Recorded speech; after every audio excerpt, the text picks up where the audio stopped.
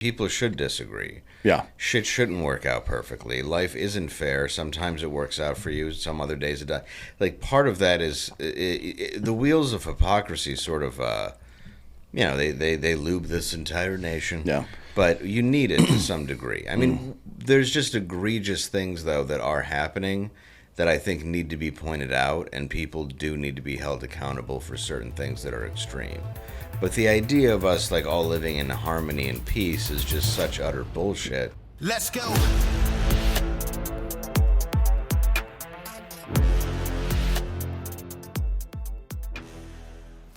Welcome to Citizen. Dave Landau, comedian, man of mystery. Yes. You are mysterious. I am. There's a lot of mysterious things about you. There are. And we talk about them sometimes, but mostly just, whispers. Tiny, soft whispers. Yeah, soft whispers. And you're doing sometime soon, was it the 16th? You and Michael Malice are doing that thing? Yeah, at Creek in the Cave. Yeah, that'll be fun. Yeah, tonight I'm doing it with Bridget. And then we're doing the, Ask Us Anything. And then Mothership at 10:30. But then, at the 16th, it'll be me and Malice. Is there a stand-up part of that tonight? Or is it just the, panel is not the right word, it's two people. But I don't know. I've never done it. So I guess I'm just going to show up and do whatever. I think there is a stand-up portion to it, but it's more like the crowd gets to ask you any question. Oh, shit. Well, that'll be nice, actually. It'll unleash some of the mystery. Yeah, because I was hanging out.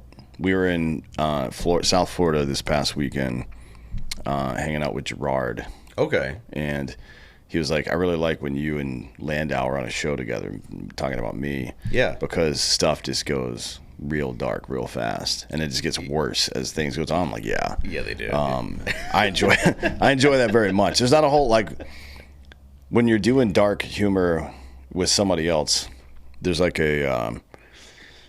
there's a lot of different archetypes to it. Sometimes there's a straight man in the room. Right. That's just like, oh, I can't believe you did. And for us, there's just no accountability. Which is at nice. all. Yeah. It's no one that tells you to stop, so it progressively gets worse. Yeah. I like it. I enjoy it. I don't know how the audience feels about it, but I don't really give a shit. So exactly. That's not my problem. Well, they take what we give them. That's what I always say. Yeah. Which is what a good audience does, But even in sports, you take what you can get, I think, is a good, if a guy's throwing you low and away sliders and you're up there trying to hit home runs, it's not going to be a great day for you. No. And speaking of sports, I think your team is the best in baseball right now. Right now, the Tigers are looking beautiful. I'm feeling like it's 1985 again. I wasn't around.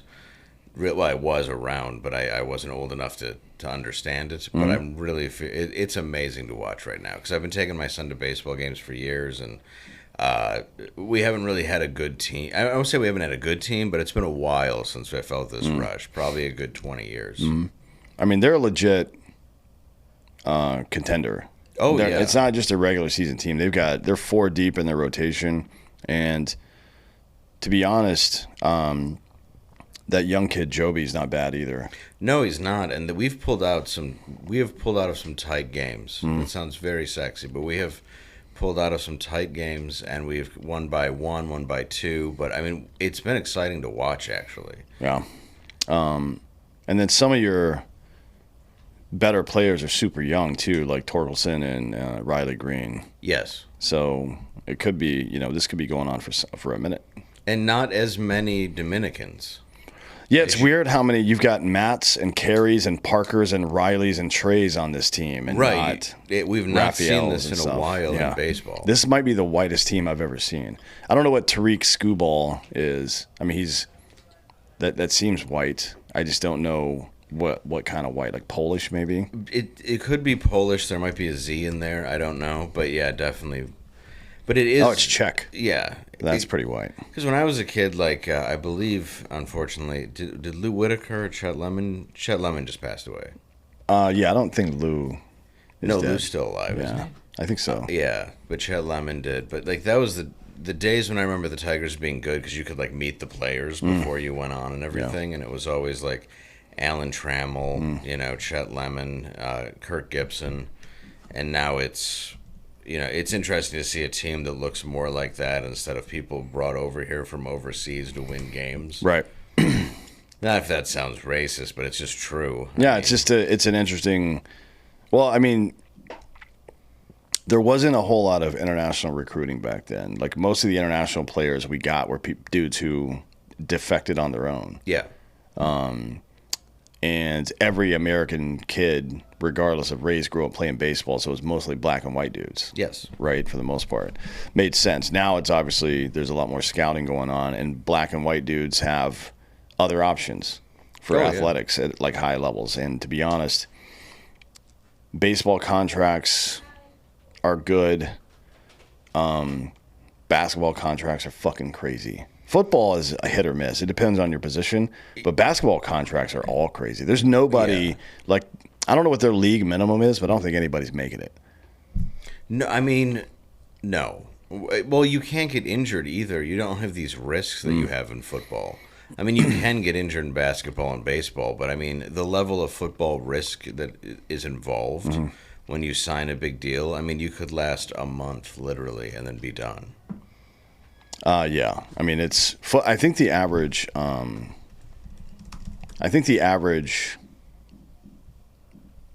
NFL career is less than 3 seasons. It's got to be. I think. And if for a running back, I think it's like 1.5 or something. Something crazy. But then if you last for 6 seasons, the average is 10. It's kind of like the lifespan back in the day. So when we're calculating lifespans for, I guess you could say, like pre-modern medicine, yeah, it would be like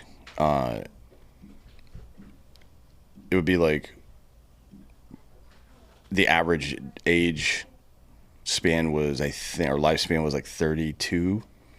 Or something like that. I don't think humans are even supposed to live past it now. It's just modern medicine. Yeah. But yeah, 32 was like the limit. But then that wasn't really true. That was just how it averaged out because there was a really high infant mortality rate. Right. And then the people that lived beyond 28, I think, lived to like 70.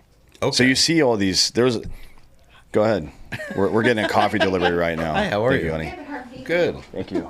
Thank you. Yeah, you have all these like you have all these septuagenarians and stuff. Yeah. In a time where the lifespan is super low and people are like, what is that all about?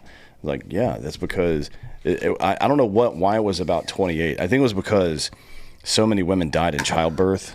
That was a big part of it. Like that was a big part of it. There was a lot of infant mortality and a lot of people died in childbirth. Yeah, and I guess that's true. It really, and people still lived off of that ideology, especially Catholics. Oh, so Candace and I, were just looking at this the other day. So the average woman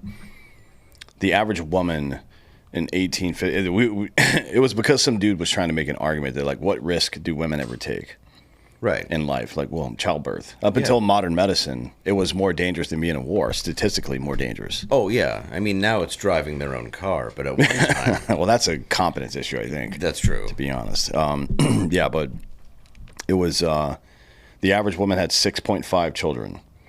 Yeah. Because 3 of them were going to get smallpox or whatever the fuck. Yeah, 0.5 is definitely part of one was buried. Yeah, but that's... Because even like, my mom's family that was like a big, Italian Detroit, I think she had 7 siblings. I think she has 7 siblings, 8 siblings. So that's just how it was even into the 50s where people were just used to like, look, we're going to lose some of them. Yeah. And even then, they didn't have the emotional range to actually deal with it. They just took the picture down and never talked about Ellen again. That's why I like those little family stick figure things on the back of cars. Yeah. I saw some dude driving around, and obviously he didn't have a family because nobody would actually do this. Right. But it was just though dad left and everybody else was X'd out. There's like certainly that didn't exist. To be honest, if that was real, that's pretty fucking savage. I don't think anybody would do that though. Yeah, I don't think it's really it's good humor though. I mean, you're really taking it well, or they're all in a deep freezer in your basement. It's one or the other. Like you're really proud of it. Just hiding in plain sight, yeah. Speaking of good humor, used to be a pretty big ice cream company back in the day. Oh, you bet. Different types of treats, but ice cream. Why do you think that Ben and Jerry are such communists? I don't understand. Like, why? I know they popped up at Haight-Ashbury during the civil rights movement, so whatever. But that was a long time ago, man. It's like, did they just feel being a billionaire wasn't enough? You just feel irrelevant socially. So like, oh, I remember when I was relevant socially in the 60s. Let's bring that back. Like, well, and why? The movement of the 60s, I mean, let's be honest. You're making ice cream for people that are getting high at the time on a narcotic that shouldn't be illegal. So I understand that you pushing that boundary. At this point, I have no idea. Like, I just saw anything with Jerry Garcia, speaking of Haight-Ashbury, where he was talking about how rap isn't music. He's like, look, I understand it's lyrical and rhyme, but I mean, it's just not music. And it's like, well, explain that, Ben and Jerry, because doesn't that sound hateful at this point? Yeah. And didn't one of their kids drown in their pool? I'm not saying it's their fault. I'm just saying a kid drowning in an ice cream shaped swimming pool has its elements of comedy. Well, you know, if you're if the swimming pool is I don't know, a square or a rectangle, you know which way to go. That's true. Right. But an ice cream shape. Yeah, who knows? Yeah, you might be You'd be going from the tip of the cone all the way to the tip of the ice cream, especially if it's soft serve and a point on the top. Yeah. You're fucked. And you don't know which side's the deep end. You just have to make an assumption. Well, maybe that's why he's so upset, because he murdered his own child. I think that's what it is. With ice cream or whatever. He was so rich he could have an ice cream cone shaped swimming pool. And much like Eric Clapton with cocaine, same difference. Same dopamine fix. Well, yeah, I mean, you got to stay away from windows. You do. Obviously, right? But then again, he got the hit out of it, so... Yeah, I mean, is it worth the trade? You never know, you know? Because, until you get there, yeah. Yeah, you got, sure, tears in heaven. And I'm sure when he sees him again, I don't know how they're both going to meet in heaven. But at least if they meet in purgatory, where he's probably floating unbaptized, they can have a few words with each other. Well, he was like 4 or 5. He should have been baptized by then. Oh, yeah, you're right. Yeah. He was a toddler who wasn't great at catch. Was Clapton? Is he like COE or something? I don't know what religion he was. I don't know. What they he still was. baptize in the COE. So. Yeah, and I do love Clapton. I don't like awesome. Ben and Jerry. Okay. No, he always. Is there any smoke on Clapton? He always seemed like a nice guy. I've always liked him. I went and saw him at Madison Square Garden when I was living in New York, and it was fantastic. I always kind of hoped they would bring back. They're all in there. They're all 80 now, but like when they were in their 60s, I really hoped that he and Beck and Page would do at least 1 year of a tour with the Yardbirds. Dude, it would have been incredible. Yeah. People forget that that's where he came from just because it's so off in the distance now. And it was such a fantastic band.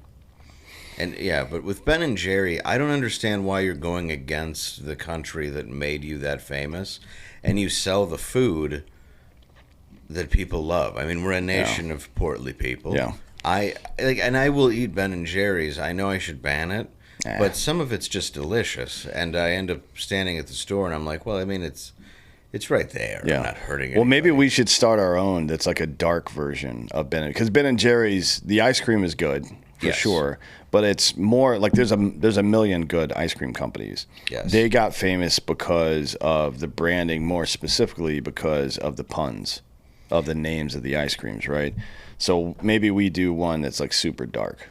Yeah, because right now they have the Tonight Dough, and that's not good. And the Americone Dream is one. And then, we could do something that's a little bit more our brand. What would be some interesting names? I'm asking ChatGPT. What would be some good? Let's see if I think I might have a few. I'm going to see if I got some. Midnight Coffin Mocha, Existential Crisis Crunch. I mean, it's okay. It's a little too Morbidity Mudslide. Yeah, we have. I think I put some. I was trying to think of like ones they had the other day for this exact reason. Terminal Affogato is not bad. That's not bad. I'm gonna go. Let me see if I can find this real quick. No, do it. It's 2025. It's technology. Everything is editable. Not just editable, but you can ask a computer for advice. And I'm scared of that though. I don't like I don't like it. Why not? I don't know. I think it's going to take over and kill us all. Well, probably, yeah. But, you know, we made all this content in the 50s, 60s, 70s, 80s, 90s about computers taking over everything and fucking us up. Of course, that's what's going to happen. Like when you put these large language model AI systems, they get some of their information from social media, which is interactions between people. But half of that shit's not even real, if not more. And then they get a lot of stuff just from the internet.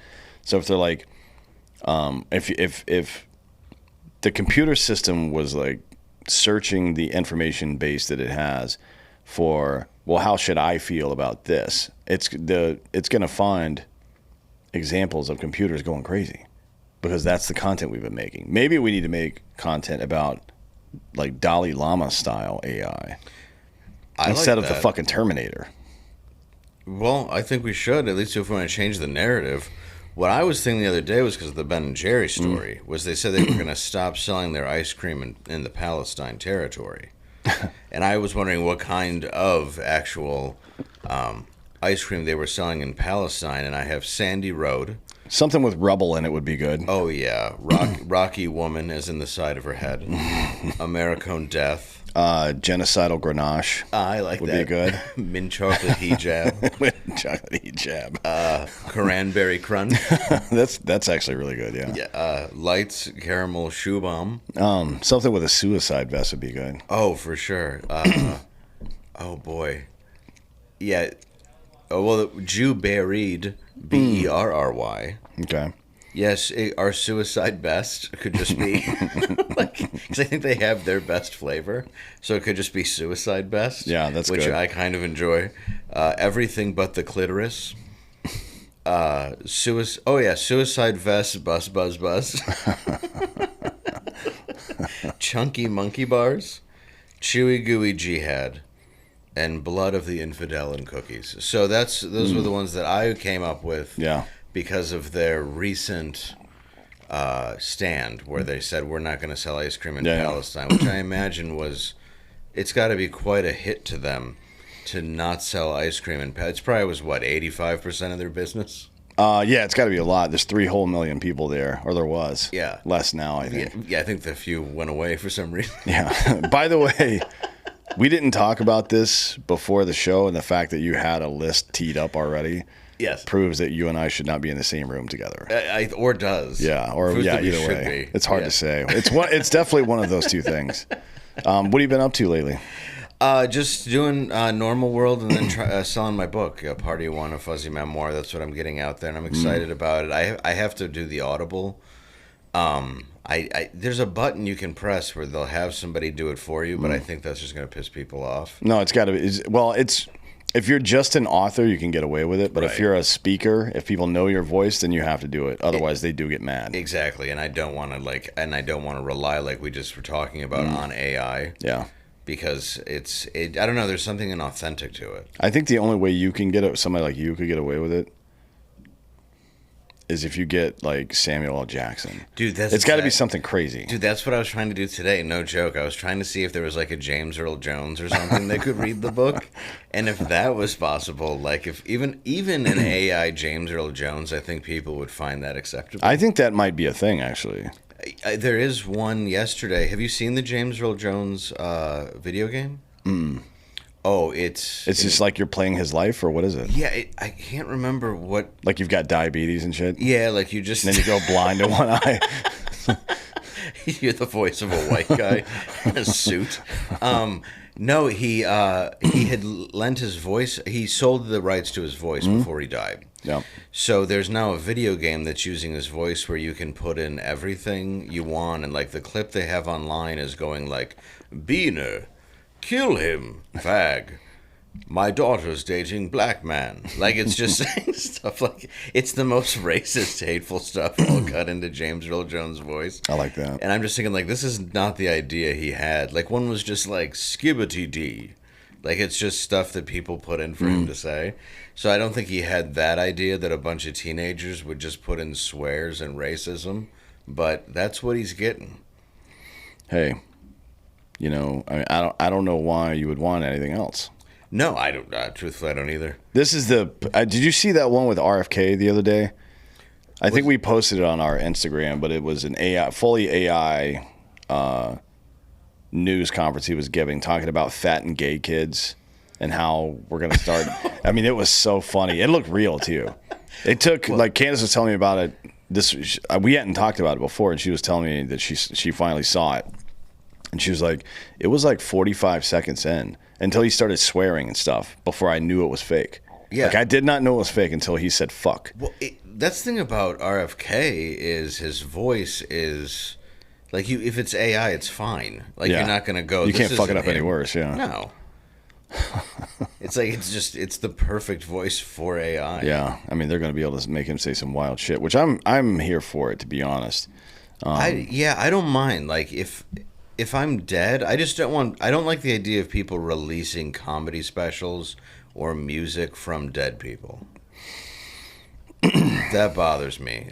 I think it's wrong. I think you're just pissing on someone's grave, to do something like that. I mean, like if you did what like a Carlin. They did that. Just like, oh really? That's not great. Someone did that. Yeah, and so like, what do they just like feed him all the stuff that's going on in politics right now and have it do a show? And then I guess that, and then a former Carlin album. So when you listen to it, and it just sounded off and weird, and it pissed off his daughter. And Will Sassa, who I think is hilarious, ran the company that did it, but he was not part of it. He was pissed when they did it and ended up like taking it down or going against the other guy. But it was just. It was this very like it just missed the mark on everything, but just sounded kind of like an angry robot Carlin in a very like dystopian future where we would have a Westworld where you could see comedians and musicians. You know, if that makes any sense. It was missing the soul of what Carlin was. Yeah. I mean everything. I don't know that you could recreate it because the majesty of Carlin, some of it was that he knew he was full of shit, right? Yes. Like he was bitching and openly referred to himself as being full of shit. I remember in the I don't remember if it was You Are All Diseased in '99. I think it was that one where he was doing those 10-10-220 credit card or calling card commercials. Yes. And he was ranting about commercialization and blah, blah, blah. And he goes, now I know what you're thinking. Why, if he believes all this, why is he doing calling card commercials? Well, you just have to figure that one out for yourself. Yeah. Right. Which is, it's funny, right? Like he's obviously, when you talk shit for a living, which is what we all do here, right? Whether we make good points from time to time or not, we're still talking shit. There is like, you weave in and out of your actual opinion into like reacting to something because you think it's funny. And people are like, but you used to say this. Like, sometimes things are just hyperbolic on purpose. You know what I mean? Like, we're here to entertain. I'm not trying. So when I'm informing you, you will know. Right. When I'm entertaining you, it might not be obvious. Right. Because sometimes that shit, it can cross some lines, which is, you know, as comedians, that's kind of the job. Is to kind of fuck with people, right? Well, yeah, you're supposed to. And like I mean, realistically, if you look at Carlin, okay, he's $3 million in debt to the IRS at that time. He's doing this. Everybody's in this in some degree for money. You can't pretend like you're not, at least once you start making it. It may start as your drive and your passion, but once you're actually making money, it does become a business, and he himself is a walking business, and his thing is shitting on everybody. But he's also a guy who... You know, he's crapping on people that golf and go to fly private jets. But, I mean, then you watch a documentary on Carlin and he's doing coke in a private jet. Because what's he going to do? Fly commercial and have to deal with everybody? Can you imagine? You would never. Jimmy Carr used to do it all the time. What's his name? Hannibal Buress used to do a good joke about this. Yeah. That he still had a Secret Service detail. He's like, yeah, he was just flying commercial, and he walked up and down the plane, shaking everybody's hands, like, look, dude, nobody wants to. No, we don't care. Nobody cares, dude. You were terrible at your jobs. Like, And it was like, but he still has Secret Service. It's like, nobody's trying to kill Jimmy Carter. Time is going to kill Jimmy Carter. Oh, but that was 15 years ago, and it took a while. It just happened. Time. So, yeah, it's. But can you imagine a president's on a plane and you're not taking off because he's shaking everyone's hand? Oh my God, dude! I don't care what president it is. I'm just like, sit down. Yeah. I don't, especially the one where you don't want to meet him. I just say something to him like, how did it feel when they ripped all the solar panels off the White House the second you left? Yeah. Or for Obama, like, how big is it? I mean, like, I want to know how big Mike's. Oh yeah, I want to know if it's because it looks from the videos I've seen where it's shaking around. It looks like she's got a hog. I think that she may be the top. Oh, for sure. Yeah. Because it's, I think from what I can tell, it's meaty and delicious, and I say that as a straight man. But it's definitely, you don't see Barack's poke through his pants. No, and it would be a waste, to be honest. And maybe this happens sometimes. I don't really know that much about gay relationships aside from just friends I have, and we don't really talk about it. I mostly just make fun of them for being gay. Right. But which is, to be fair, I would be making fun of them for being gay even if they weren't gay. Well, that's how what guys are. Yeah, that's how dudes talk. But like my friend Trevor's gay, and he was in a car accident when he was a kid, and I asked if that is in fact what makes him gay. Yeah, I'm like, did you hit your head and then wake up and love cock? And I ask him maybe every time I see him. Yeah, or did you like did you go forward into the windshield and then come down on the gear shift, and now it's just like, oh, you can't unring that bell, right? I've never felt this good and alive. No, but I wonder if it's a thing for bottoms to have a nice, like, just a big meaty hog. Is that a waste? Would God even allow that? Oh, I don't think God would. No. That seems like, even evolutionarily speaking, what's the point of that? Yeah, it would be definitely against God, I think. But hers has got to be, I'm going to guess, 10? Just because she's been in some dresses where you shouldn't see it flop like that. Mm-hmm. Like, they weren't tight. And that might also be an underwear problem, but it's hard to get away with boxer briefs when you're wearing a dress. It is. It's to be fair, right? They're not made for each other. They don't complement each other well. Yeah, or your jock strap's falling off. And now your helmet's exposed. Oh, my God. Tell me about the book again. It's about your life. Oh, yeah. It's my life, how I got sober. Not that I didn't have anything against booze. I think people should enjoy it and drugs. But it's just about my 13 arrests, how I got to where I was when I decided to get into comedy. But, it has the through line of my dad going to Vietnam, getting Agent Orange, the VA doing absolutely nothing for him, watching my family kind of get fucked over by the government, and what that led for my reaction, and then him passing when I was a teenager. So that's like the through, but it's funny, but like the through line is that, but like why things happen. So that's really what led to my distrust in all government. I mean, I already had it because my dad would take me to see like JFK at the movies when I was 9, but it was always embedded in me not to trust everything and to ask questions. But that once I firsthand experienced it, it really made me not believe in any system or institution, or at least to realize they're flawed. Well, what do you do with that information? Make fun of it. And I mean, I can't fix the world. I mean, historically, that's been the role of comedy, is to be subversive, right? Right. I mean, not even just comedy, but theater in general. If you think back to the street plays in ancient Rome, it was a lot of people got killed over that stuff. Well, and a lot of the comedy was tragedy in the Shakespearean times, and even going back to, I mean, ancient Greece when they were doing comedy and tragedy. I mean, it was that's even why comedy plus tragedy equals timing has been a recipe that's, as old as the records of human history. I mean, but I think we have to make fun of it. I don't think there's much to do in the sense of like what you do is great. What you guys put together, because you're out there talking about it and people do want to talk about it. But I don't think there's a way to fix everything, and I don't think there's a reason it should be. I mean, people should disagree. Yeah. Shit shouldn't work out perfectly. Life isn't fair. Sometimes it works out for you. Some other days it does. Like, part of that is the wheels of hypocrisy sort of, they lube this entire nation. Yeah. But you need it to some degree. I mean, there's just egregious things, though, that are happening that I think need to be pointed out, and people do need to be held accountable for certain things that are extreme.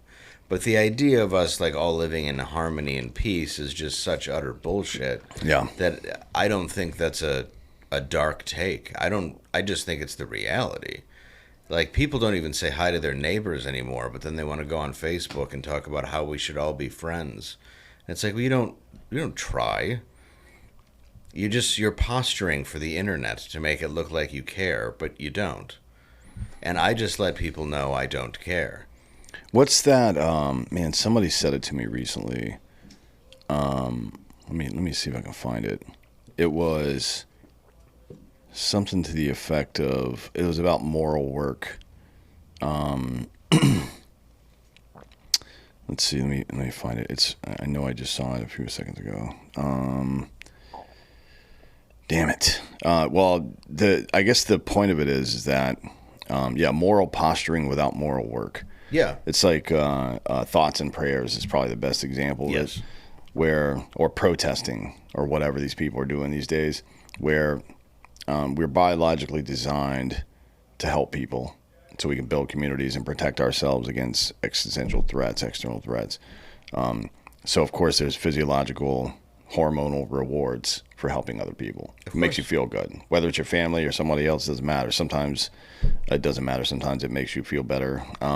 It does, and it does, and it should. Yeah, it should, yeah. But then we found this shortcut, as we are often good at doing, unfortunately, as human beings, to get the reward without the effort. Right. So moral posturing without moral work is a good analog for how democracy can't survive for too long. It just isn't built in a way that can survive. I mean, it's proving itself every day. Yeah. Well, I mean, so there's this philosopher, Nick Lind, wrote a book called The Dark Enlightenment, which everybody should read. I think it's a very good book. Okay. And he says democracy is not only or even a system, but rather a vector with an unmistakable direction. Democracy and, quote, progressive democracy are synonymous and indistinguishable from the expansion of the state. While extreme right-wing governments have on rare occasions momentarily arrested this process, its reversal lies beyond the bounds of democratic possibility. And he says, since winning elections is overwhelmingly a matter of vote buying, and society's informational organs, education and media are no more resistant to bribery than the electorate, a thrifty politician is simply an incompetent politician. And the democratic variant of Darwinism quickly eliminates such misfits from the gene pool. This is a reality that the left applauds and the establishment right grumpily accepts. And the libertarian right has ineffectively rallied against. Increasingly, however, libertarians have ceased to care whether anyone is paying them attention. They have been looking for something else entirely, like an exit. And then it's not new. There was a Scottish judge and historian, Alexander Fraser Tytler, Tytler. That is awful close. Yeah, it's good. But tits. Tytler. Yeah. Tytler, actually. It makes Hitler likable. It would. Yeah, if he had a set of bolt-ons. Yeah. I could have looked past a lot of that stuff, to be honest. That was the thing. I've always said, if Hitler had a nice rack, I think he would have won the war. A lot of people said that. Yeah. Just a low-cut shirt. Just leaned over the table and said, bah, bah, bah. I'm like, oh, so whatever you say, brother. Yeah, I can't even, not a word, but boy, oh boy. Tytler says that a democracy cannot exist as a permanent form of government. It can only exist until voters discover that they can vote themselves largesse from the public treasury. From that moment on, the majority always votes for the candidates promising the most benefits from the public treasury, with the result that a democracy always collapses over loose fiscal policy, and then it is followed by a dictatorship. Well, that's correct. Yeah. I mean, we're in that right now. We're in that process right now where everybody is voting for their own best financial interest, and usually that interest involves some money from the government coming to them. It's also why anybody whenever you make money and somebody asks you your politics, and in general, you often hear, well, I'm socially liberal, but I'm fiscally conservative, which just means I don't care if two gay guys get married, but I don't want to give them any of my money. Like it's just this repeated saying that is kind of meaningless. It's just it's to serve almost both sides, and I think the fact that we're promised all this stuff from these different groups, and it never pays off, and the money goes away, and now we're at a point where, what are we promising? I mean, I never thought we'd live in a time where we called it fiat currency, and there'd be other kinds of magic electric money available for people to buy. And that's not to knock it. It just shows how far down we've gone to try to sustain something that I do believe is not sustainable. Yeah. And it's certainly not. I mean, we're in the process of this now, but the House passed the first version of this omnibus bill, which, by the way, I thought this time last year, omnibus bills were bad. Yeah. Now they're good. Right. Trump said so, I guess. I don't know. But it passed the House in its current form with none of the cuts, not one cut of spending, nothing. Right. Right. Like $1 trillion worth of the Green New Deal shit that made it in is still there. Not one fucking attempt even to cut it. Maybe we'll see what happens in the Senate, but expected to add about $20 trillion to the debt over the next 10 years. And do you see this seriously as a problem? Because I find it with a lot of people where you just keep championing the guy, and now you're afraid to critique your own party. Yeah. Yeah, it's a huge problem, yeah. Midwits and grifters take sides and defend the side. Right. And smart people root themselves in principles and don't vary from it. And that's what I can't understand, is why there's this endless defense and lack of criticism. Say, look, I voted for Trump, but what are we going to... But if you criticize him, you have people that come after you for that. It was the same with Biden, where everybody's saying, like, you can't say he's sick, and then Jake Tapper's like, hey, I wrote a book about how he didn't just have dementia, we were also covering up ass cancer. It comes out today during the announcement. You know, and you have people defending him and there will still be people who defend this ideology that he was perfectly fine regardless of evidence presented in front of them.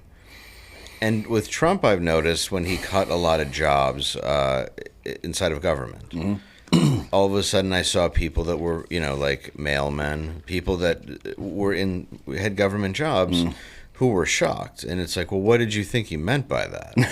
This is, you're a government employee. You thought it would benefit you, but you voted against your own personal interest to champion a side. I'm not saying you were wrong, but it may end up kicking you in the ass if you don't pay attention to what the actual policy is. Yeah. Yeah, I mean, there's a lot of this, if you're a Twitter person, there's quite a lot of this is what I voted for posts with this thing or that thing. It's like, all right, cool, man. I mean, the Epstein stuff is weird. Nobody's doing anything about that. As a matter of fact, they're covering it up. They're continuing the cover up. It's very obvious that's what's happening now. We're getting more and more redacted documents, and it's very disappointing. On top of the JFK thing, which was a big pile of nothing. Yeah. I mean, the one thing I'll say about the JFK stuff was it showed the roadmap for how, because there was this, and a lot of people still think this, but they're wrong. There's a lot of people that think that Israel or this country or that country has control of the U.S. government. And the fact is that the U.S. government is corrupt as fuck. Yeah. And USAID is a U.S. government function that's sending money to people that they used in a way that we wanted them to. Of course. Right? Like we were funding Hamas too. It wasn't just the Israeli government. They were using our money to do it. And we are the ones that sent it to Qatar in the first place to make it happen. We trained them. I mean, we're largely responsible for a lot of this. Well, you could say all of it. Yeah, right? I mean, certainly. That's true. People have agency, and they're allowed to do whatever they want, I suppose. But we trained Al Qaeda. Yes. To fight the Russians. We trained Saddam's forces. to fight the Iranians. Correct. After we helped overthrow their government. And then we had to create Jaish al-Mahdi, or the Mahdi army under Muqtada al-Sadr's dad, to fight back against Saddam Hussein. And then we invaded Iraq. And then we created this organization called the Sons of Iraq to fight Jaish al-Mahdi. And the Sons of Iraq turned into ISIS. I did not know that. And then we funded ISIS. Yeah, I was like, my unit was one of the first ones to train these assholes in 2007. And then we funded both ISIS and Al Qaeda in Syria to fight the Syrian government. That I knew. Yeah. So it's like we've done all of it. And so like it seems like, and I'm not saying that any government is above reproach, certainly not above board. They all suck. But the thing that JFK docs showed me was the roadmap of how money and influence leaves this country, goes to satellites like Israel and elsewhere, and makes its way back here in the form of blowback, right, and blaming everybody else but us for doing it. So you have all these people that, like on the American right mostly, there's some on the left with the Israel stuff, but mostly it's the American right that talks about this, the foreign influence in our government. It's like, okay, well, certainly there's foreign entanglements in our government, but our government is you can see it from the JFK plans. They're the ones making these plans. Yeah. They're doing this shit. They're the Bay of Pigs. They're Al Qaeda. They're ISIS. We've done all of this. Operation Mongoose. Yeah. Yeah. Yeah. Or even Northwoods that never popped off, but it would have, right? It's like we did all that. So why are we blaming anybody else? Isn't there, like, all these people are religious too? Aren't we supposed to get the plank out of our own eye before we deal with somebody else? That's such an interesting point too, because if you bring it up in religion, there's all these defenses to what I think is the obvious of you're not abiding by this and you're not cherry picking. You're just cherry picking instead of. And I realize you're not supposed to be perfect, whatever. Yeah. But there's always this very like inhumane answer for the inhumane behavior, like this justification. But it seems that we go into a country, we do what we need to do, then we find the villain. We tell the American people how we killed the villain. We found Saddam in a hole. What do you feel about Osama bin Laden? Because I wanted to ask you, do you think he was really killed? No. Okay. I mean, I think he's dead. Right. But I don't think he's... But was it on dialysis or in that day? I don't know, man. Like, I know multiple people who were on that raid. They killed somebody, for sure. Oh, yeah. And they launched a body into the ocean, but I don't think it was bin Laden. Yeah, and I've met... I think bin Laden died in, like, 2010. And it may have just been tapes, yeah. Yeah. Yeah, because I like just Tupac feel like something. We have to go, this guy's the bad guy, this guy's the bad guy. It's like the Norm Macdonald joke. Like, the good thing about history is the good guys have always won.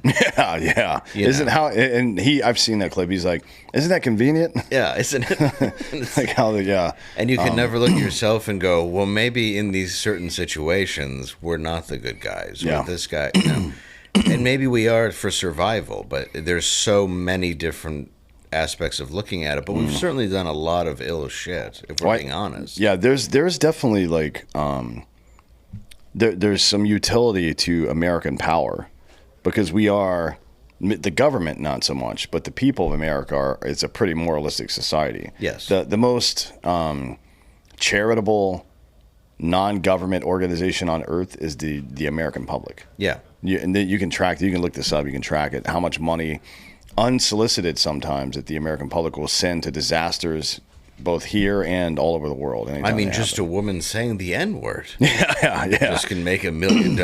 Which is a tragedy for her, yeah. But yeah, it's like a super generous culture here. So exporting that makes sense. There's an empathy to it. Like you should, if you have something good, you should want to share it with other people. But the way that these Harvard and Yale and Princeton graduates through the 40s, 50s, 60s, 70s decided to do it was fucking stupid. Yeah. Right? They wanted to start wars in places. They didn't care They prioritized Americans, fair enough, right? But they didn't care about the deaths of other people, and that's not what we are. You know what I mean? Like that's just not who we are, and we're paying the moral price for it now. Well, and eventually it also became to where they have enough power to where they didn't care about the deaths of American soldiers. That's right, yeah. Which was purely Vietnam and dozens of other missions that were completely unnecessary. Yeah, and it's just the classic like patrician chessboard bullshit, where they don't feel, it's fortunate son, they don't feel the impact from it, so they don't care. And the sad irony, I guess, is that American soft power is so much more powerful than even our military. Our military is a very good deterrent, right? And having it in your hip pocket is that's great. I mean, that's going to give you a front seat and hand in any negotiation you're ever in, right, with any other country ever. Which is a good thing, right? But American soft power, that's how you get, like the Abraham Accords did more for American foreign policy than all the wars of the global war on terror. Just having these people come to the table and sit down and agree like, hey, we're going to give you these economic advantages, stop fucking with Israel. Right. So we don't have to bomb anybody after that. Not only that, but Saudi Arabia was shooting rockets down that the Houthi rebels were shooting at fucking Israel. Right. You couldn't have imagined that 25 years ago. Not at all. And that was just economic. It's called American soft power, statecraft. That's what we should be doing. USAID is a very important part of our government, actually. Like, we need to use that in a way that makes sense. Well, we need to use that in a way that I think there's a morality that it's there for, too. Yeah, like a big part of it is... Not sort of a money laundering scheme. No, which is what it was. Yeah, that's what it's been in a lot of ways. There have been quite a few effective programs at USAID over the years. Yeah. But mostly it's been money laundering. Yeah. And then, some of the stuff we use for black appropriation. So you use USAID through the State Department to hide money that you're trying to do stuff, and some of that's necessary, right? Yeah, you have to. But a lot of these, so this is, I don't know if this is classified or not, I don't really give a shit, but a lot of these programs that are like titled stupid shit, like, what do you call it? What was one? It was in like some African country. It was, circumcising some group of people. I can't remember what the name of the group of people was. Okay. But there was like, there was like 4 or 5 million for that, and all it was some dipshit State Department guy who thought it would be funny to put that for something that was actually going to the CIA. Of course. But why? Now you've given the enemy, whatever, or just the people who aren't read in on this. To them, it looks like waste. You don't do that. Like when you're taking money from people to spend it on something, you can't name it something dumb. You know what I mean? Well, no, and you're going to find it, and then you're going to pull it out and go, what about this? Yeah. Including everything that we found in the last, year that's come out? Wild shit. Yeah, just absurd, Like, how are we going to do a bisexual ballet filled with people who were formerly trans inside of Russia? One of them was that's a good example, actually. One of them was gender studies in Pakistan. Yeah, that's not what it was. None of that money went to gender studies in Pakistan. There's no way it could have, but no one would care. No one would even attend that. No. It didn't go to that. It was $15 million for some kind of technology. I'm not going to get into what it was. But it was $15 million for some tech, right? Mostly for our satellite bases that are in that area. Which makes sense, and I understand you want to put a cover on it. But I'm not military. The only thing I know about the military is stuff that I've read and my dad. But it's like, even looking at that, you go, there's no way that happened. Yeah. And it's and you could have easily called it like, we're investing in technology in that company or something. And it would anything else other than some stupid bullshit that doesn't make any sense. And it seems, the way that they list it down is almost an insult to the American people. Like you said, well, they thought nobody would ever look. They never imagined that Doge would come along and put that shit on the internet. That's actually a very good point, yeah. But still, like that's like if you've got your, I guess we're beyond that now because of streaming, but if you've got your hidden porn folder on your computer and you name it something that's a little too clever, it's going to draw attention and people are going to look. Oh, of course. No, you put temp, T-E-M-P in there. Yeah, that's mine is really long books I like to read. And it just keeps people away. But, I do hope, though, in all sincerity, that they were able to circumcise those Africans. I was hoping that my money was going to that. I hear it just makes penises cleaner. Yeah, unfortunately.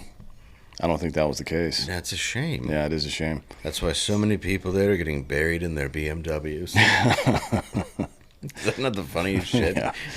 Your coffin's a BMW. You should, like, the weird relationship with wealth over there is, you would be shocked. Like in Kuwait, for example, is one of those countries that pays, I've talked about this before, but they pay oil dividends like a lot of Mideast countries do. Alaska does it as well. And you'll see driving back and forth between Kuwait City, excuse me. You're good. And like Ali Aslim Air Base and shit like that, you'll just see Ferraris and Lambos broken down on the side of the road because these dudes will drive them, never change the oil or anything, and they'll fucking break down and they just they call it car service and go to the dealership and buy a new one. It's crazy to me too how many places they find that are like abandoned mansions that they just didn't want, and they go inside, and it's not like it's that old of a build. Yeah.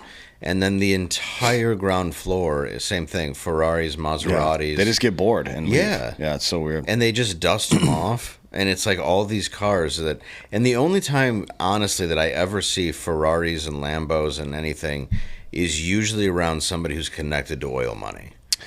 In Detroit, a large Muslim population is there that's Dearborn. And the only time I remember I did a show there... Because you don't see a lot of Ferraris and Lambos and stuff there because it's not an American-made car in their eyes. And honestly, the money's not there for it. And people would rather drive Corvettes. So when you see a car like that, it's very bizarre. But when you go to a place and you see 10 of them, it's like a mirage. Well, fuck them. That's what I say. What are you going to do? Hopefully... I've seen some signs of it recently, but hopefully we'll get back to using American soft power, economic power in a way that makes sense. I mean, that's why, like, if you know an American who's in their 50s and their dad was in the oil industry and worked in the Middle East back in the day, that was the CIA. Yeah. Almost exclusively. And this is something that we could really learn from Israel, by the way. I don't think I've ever talked about this before, but this is something that Israel does on a regular basis. They will use they'll find out that an Israeli citizen living in a foreign country, U.S., anywhere else, right? Russia, they're all over the place, right? It's crawling with them. I mean, but yeah, they'll find out that you're a businessman, Israeli citizen living in X country, doesn't matter where it is, and the MID and Mossad will reach out to you and say, hey, we'll give you inside information on all your competitors in that country using our military and government intelligence service so you can be more successful. Right. Why the fuck is the U.S. not doing that? Why isn't the U.S. government calling me and saying, hey, here's what we've gleaned from the back end of these social media platforms that are heavily influenced by Russia and China, and here's how you can exploit it to make your company more successful. Right. Why would the U.S. government not do that?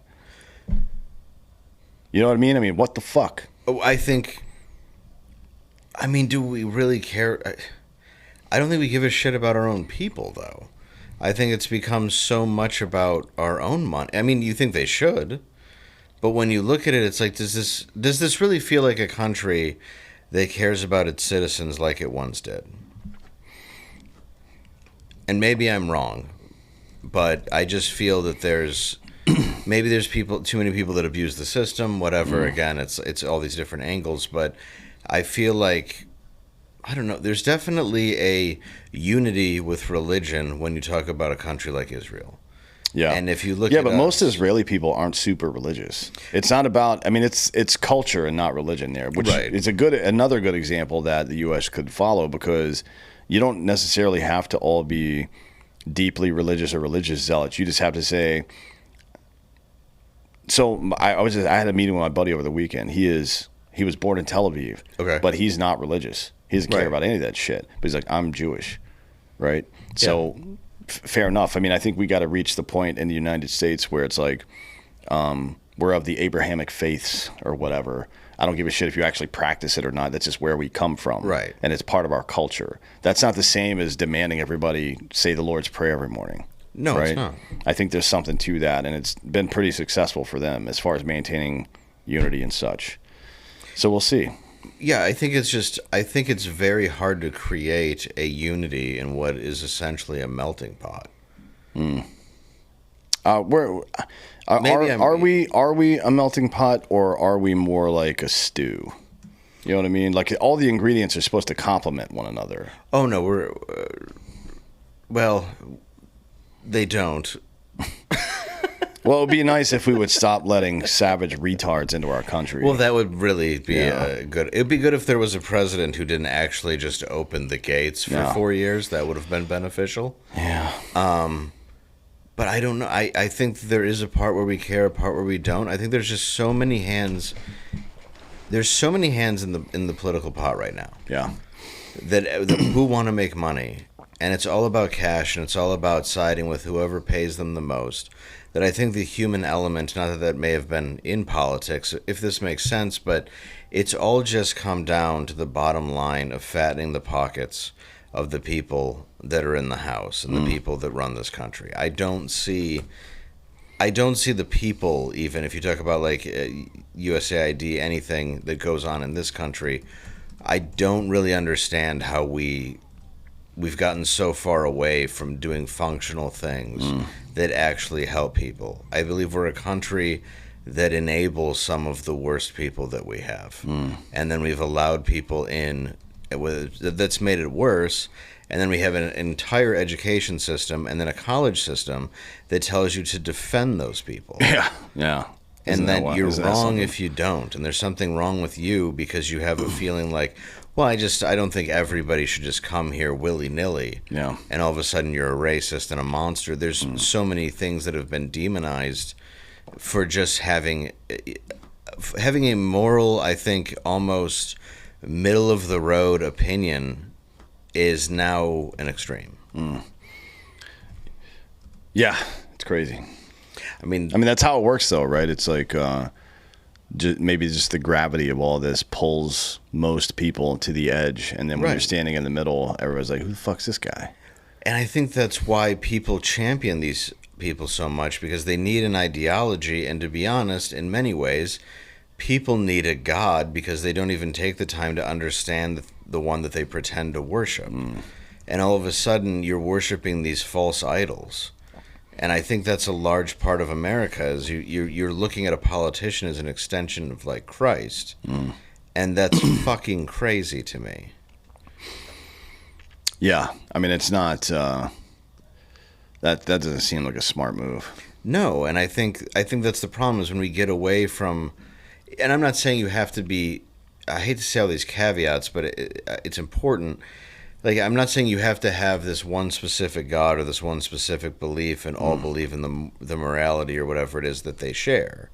But I think knowing what other people do really believe, because you can say, like, if you've been to, what, how many Muslim countries? Enough. Yeah, and you can see a shared ideology where stores close down, people go and pray, they believe it. For soccer games. Right. You know what I mean?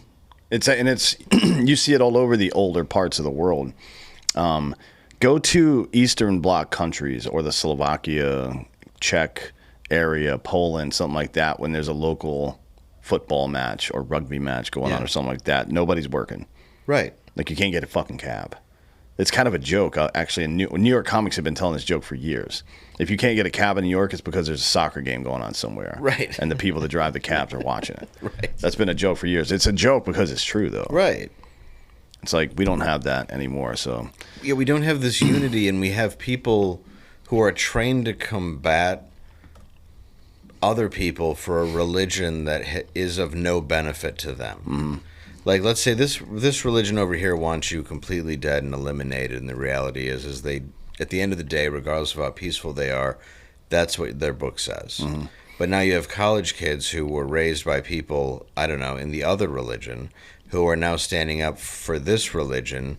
Like, they're just trained to go at each other and have this constant source of combat while the government's able to get away with anything that they want. And I think the problem is the internet is exposed so much, it's hard for people to grasp on to all of this information. It's hard for me. And that's when we lose this idea of a God or a morality, and we just kind of link it to a person and go, that guy, I want to be on this team. I mean, yes, we want to be villages. We want to be part of a community. But I think that has become so eroded. Yeah.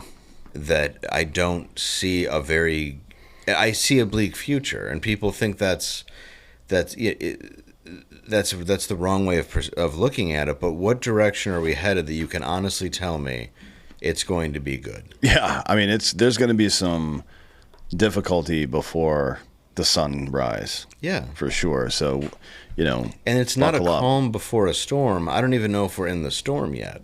Yeah, and the shit's not calm. No, right now we're in like the forecast period. Yes. So yeah, we're in the warning stages, and instead of people actually bunkering up, they're just going, let's move closer to where the hurricane is. Yeah. So we're in our own very live action version of Twister, I guess. Yes. And I get to be the extreme. Yeah. Well, somebody's got to do it. Someone's going to say level 3, drop the fork and the whole plate. Which makes sense, level 1 and 2, but all of a sudden someone says level 3 and the whole room gets silent. Where else was that going to go? So wait, what do you mean this road to catastrophe led to catastrophe? Who could have imagined? It makes no sense. So you're saying a level 2 hurricane will relocate your house, but I bring up level 3 and we're dropping a fork? My God. There's only one way for a direct, a snowball's a snowball. It's just going to keep snowballing unless something stops it. Yeah. All right. You know what that is? The sun. I know you're trying to get out of here, but happiness. Yeah. The sun will stop. You just have to have a good attitude and you'll be fine. Well, thanks for coming today and ruining my life. You're very welcome. I am sorry. I didn't mean to. No, it's fine. It was already ruined. Mine's been gone for so long. Go check out the book. What's it called again? Party of One, a Fuzzy Memoir. Party of One, a Fuzzy Memoir. And if you're in the Austin area, look at that June 16th date for Creek in the Cave. That's going to be fun. The first one was fun. I went. It was Michael and Kurt Metzger. It was really funny. And I heard it's the first time Michael did stand-up. He was, it was calling good. me for months. How'd he do? It was really good, actually, yeah. He was really happy. He called me all excited after. Yeah. Because I've been telling him for now 2 years to just do it. Yeah, he's got the writing skills and the temperament for it. Right. So there's no reason for him not to do it. And the fan base. Yeah. It's like you're just stepping into people that already like you. Just do it. I mean, it does take a while, though, I guess, to grow those balls. And, I mean, he did. I'm just happy he finally did it. Yeah. I'm looking forward to the next one, especially since it's going to be the two of you lunatics. Thank you. It's going to get rough. It's going to be an interesting But it's his show. audience, so don't show up unless you know who Dave Landau and Michael Malice are. Yeah, we don't. Because you may leave unhappy. You will. I promise. All right, well, thanks for coming today. I appreciate the time. Thank you. Yes, sir, and thank you all for listening. This has been Citizen.